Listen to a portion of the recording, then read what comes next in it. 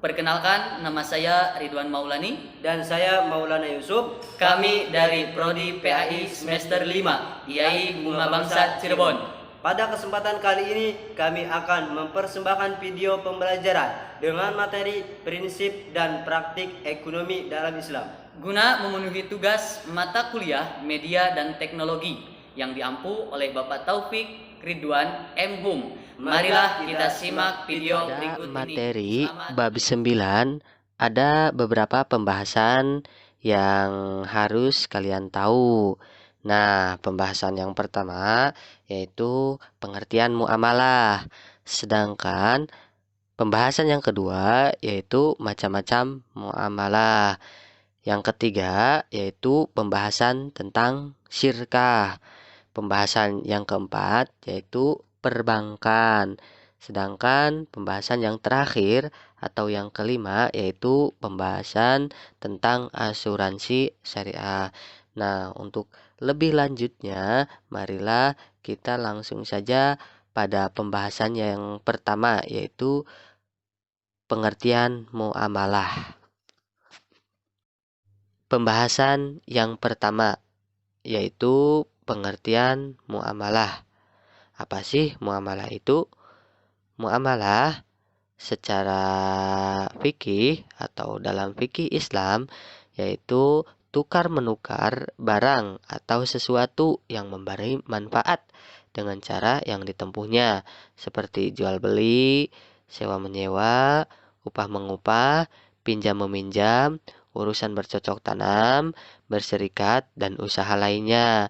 Sedangkan muamalah dalam bahasa Indonesia artinya hal yang termasuk urusan kemasyarakatan, baik itu pergaulan, perdata, dan lain sebagainya.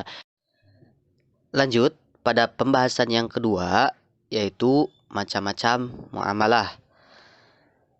Muamalah itu terbagi menjadi dua.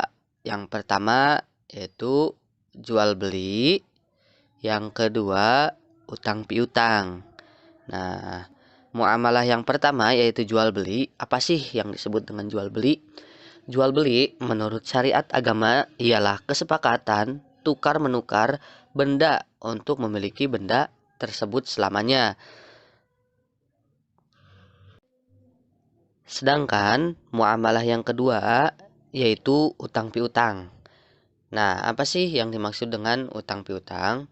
Utang piutang adalah menyerahkan harta dan benda kepada seseorang dengan catatan akan dikembalikan pada waktu kemudian. Baik, pembahasan ketiga atau berikutnya terkait tentang prinsip dan praktek ekonomi Islam, yaitu ada syirkah. Jadi secara bahasa kata syirkah atau perseroan berarti mencampurkan dua bagian atau lebih sehingga tidak dapat lagi dibedakan antara bagian yang satu dengan bagian yang lainnya.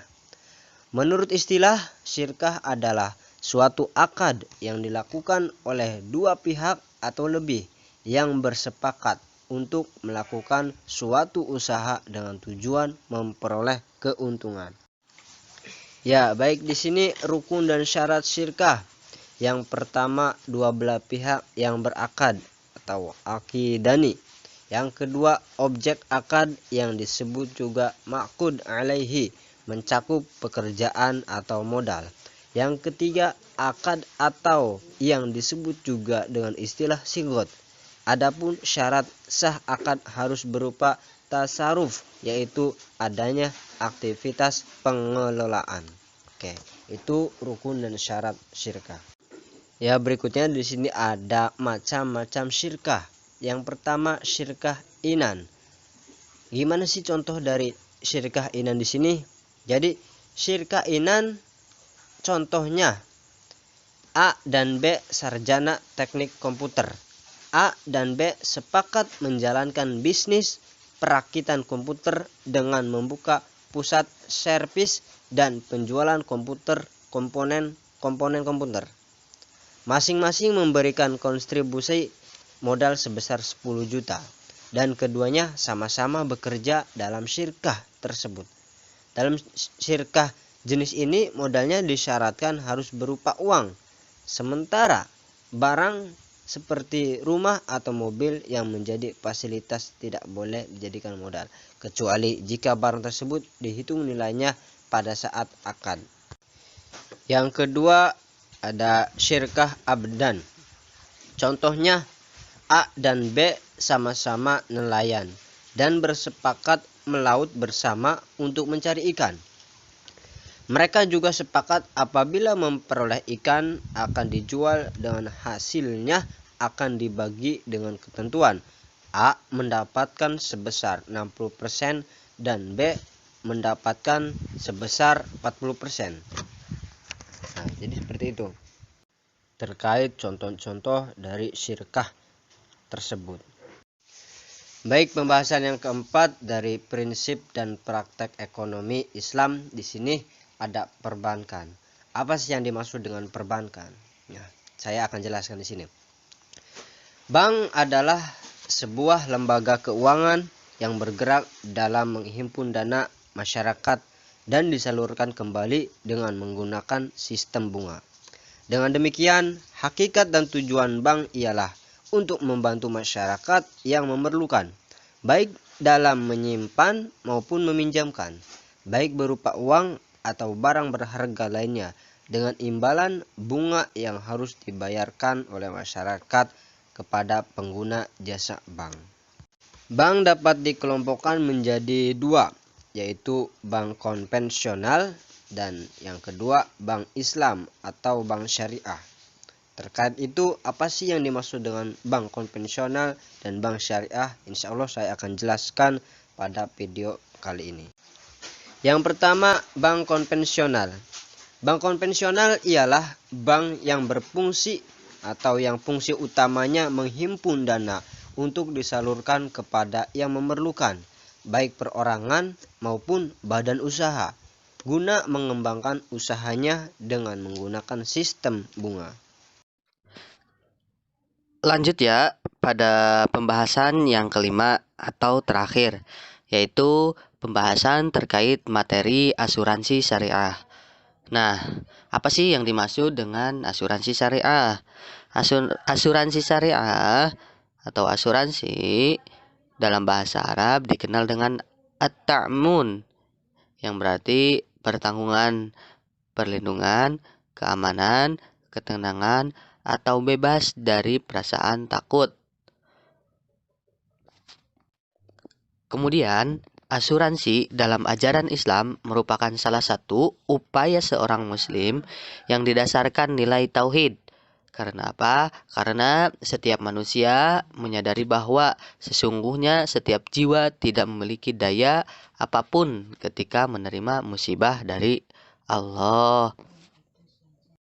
Asuransi syariah tentulah sangat berbeda dengan asuransi konvensional. Nah, di mana letak perbedaannya? Yang pertama, akad dari asuransi syariah itu tolong-menolong. Sedangkan akad dari asuransi konvensional, akadnya yaitu jual beli. Kemudian, kedua, asuransi syariah, dana yang terkumpul dari nasabah merupakan milik peserta. Nah, kemudian perusahaan hanya memegang amanah untuk mengelola. Kemudian untuk asuransi konvensional, dana yang terkumpul milik perusahaan sehingga perusahaan bebas menentukan investasinya. Kemudian selanjutnya yang perbedaan yang ketiga, dalam asuransi syariah keuntungan dibagi dua antara nasabah dengan perusahaan. Sedangkan dalam asuransi konvensional keuntungan sepenuhnya adalah hak perusahaan. Itu saja video pembelajaran yang dapat kami persembahkan. Semoga bermanfaat. Mohon maaf atas segala kekurangan. Wallahul muwaffiq ila aqwamit thoriq. Wassalamualaikum warahmatullahi wabarakatuh.